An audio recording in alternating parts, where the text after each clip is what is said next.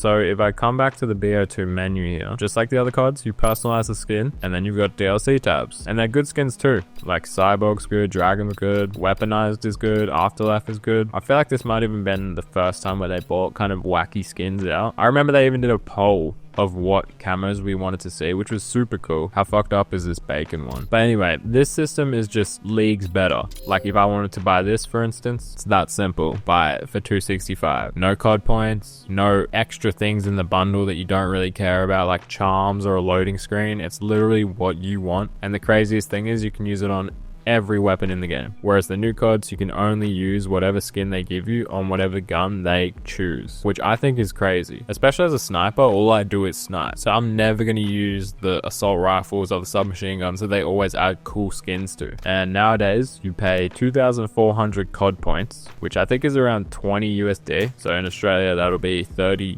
Australian dollars, for a bundle that literally just gives you one weapon skin, a character skin, and then a bunch of other shit that you don't care about. Like, let's be honest, who cares about the charms? Who cares about the loading screens? Who cares about the emblem? And like, even with the skins, like the gun skins, it's almost like they just slap some, I wouldn't even be surprised if it was AI art over the gun and call it a day. And then for some reason they want to add attachments and make it look like you're getting more. Like, look, this gun is super cool because it has a suppressor on it that's ginormous, or something like that. In my opinion, the way COD handle microtransactions has changed so much over the years. And I mean, what they're doing now must sort of be working, because they do offer a lot of free content in return. So that $30 that you do spend on a skin in BO6 sort of evens out in the free maps that you get later. But it's just wild to think like where we once were with all this and where we're at now. And thinking about it now, between like BO2 and BO6, there was this sort of like supply drop gambling sort of era, and it was pretty shit, to be honest. Call of Duty went from simple camos to like full-on loot boxes. It started in Advanced Warfare, and at first people kind of hyped, you know, it was like CSGO, like, oh sweet, we get to open skins, we don't have to earn them, we can just like roll a dice. Like gambling, people like gambling, whether they like to admit it or not. But in Advanced Warfare in particular, it was interesting because it wasn't always just cosmetic items. Like, you would literally get a sniper that was better than the other ones. I remember I was always hunting for either the Doctor or the Quick Bolt, I think I got the Doctor. I don't think I ever got the Quick Bolt. And if you did machine gunning and stuff, I think people were after the ASM1 Speak Easy. They weren't just gun skins, they changed the stats of the gun, which is crazy. Like, literally pay to win. Like, Call of Duty would not hear the end of it if they did something like that these days. And you know, Black Ops 3 took it even further, and they made it feel like you really had to grind for what you would otherwise get for just paying for in the loot box system, or the black market as they called it. Like, you could literally spend hundreds of dollars trying to get the skin or the gun that you want and literally never get it. Like, it's straight up gambling. And it's interesting because kids were playing it. Now in the current day, we don't have loot boxes anymore, which technically should be a good thing, right? But instead of fixing the problem, it seems like they kind of went overboard and replaced it with a completely different system that was just as bad but just less gambly, because like these huge businesses like Activision, they know what they're doing and everything's a money game to them. So if they're giving up all this free content, and if they're no longer getting money from loot boxes or anything like that, they have to make it up in another way.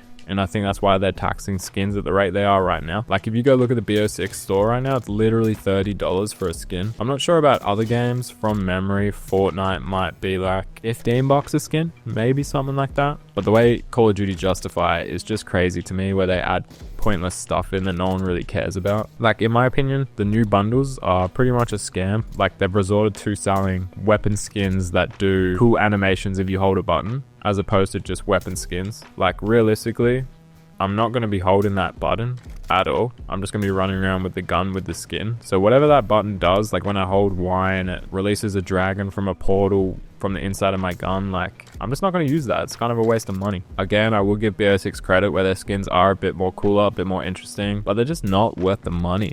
Like, $30 for a skin on a video game is insane. And I get that it can bring some people joy. If there's one you fall in love with, that's completely fine. But if you're like buying skins, just know that what you are paying is covering for the rest of the people who aren't paying, if that makes sense. Like, the rest of the people who aren't paying for skins are essentially getting these DLC maps for free because you're paying to cover the man hours to make them, if that makes sense. Oh, and even throwing finishing moves in the bundles, like, I don't give a damn about a finishing move. Once every 5 games I would be using a finishing move. Like, that does not justify a ridiculous price. And even like the V-Bucks and the COD points how like it's a weird number. They always make it a weird number.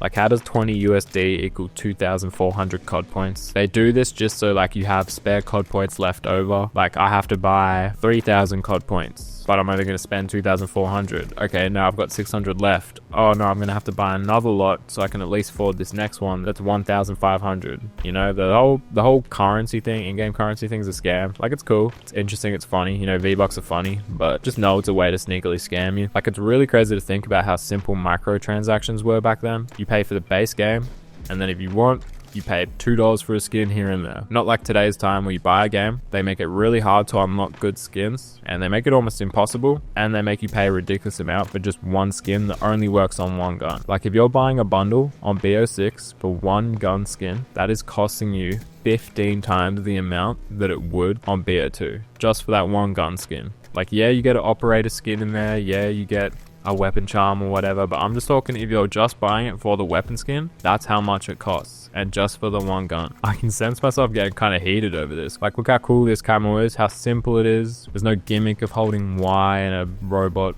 bites the scope off or something. It's just straight up, I like the blue lightning camo, I'm gonna buy it for $2. Oh, I also like the orange camo that looks like Cyborg, I'm gonna buy that too. Like, it just, to me, it's blatantly the better option. I'll never go back to it ever. They're making too much money. And I actually think I've got like 3,000 COD points on COD. I've just never spent it because I bought the battle pass ages ago, and I've always just recouped the tokens, the COD points. So that's kind of cool that I got a stack there. But yeah, that's just my little rant on microtransactions in COD these days. Let me know what you guys think, because it is kind of crazy. I don't even know if you guys are still playing the new CODs, because I know all I do is play the old CODs. As always, I appreciate all of you guys, and all my links are in the descriptions. That being the link to the MW2 t-shirt, which only a couple more are available, and this is the last time they'll ever be stocked. Links like my streaming platforms, my brand's Instagram, my Instagram, all down there too. But yeah, that's sort of it from me. It's been Once Faded. Peace.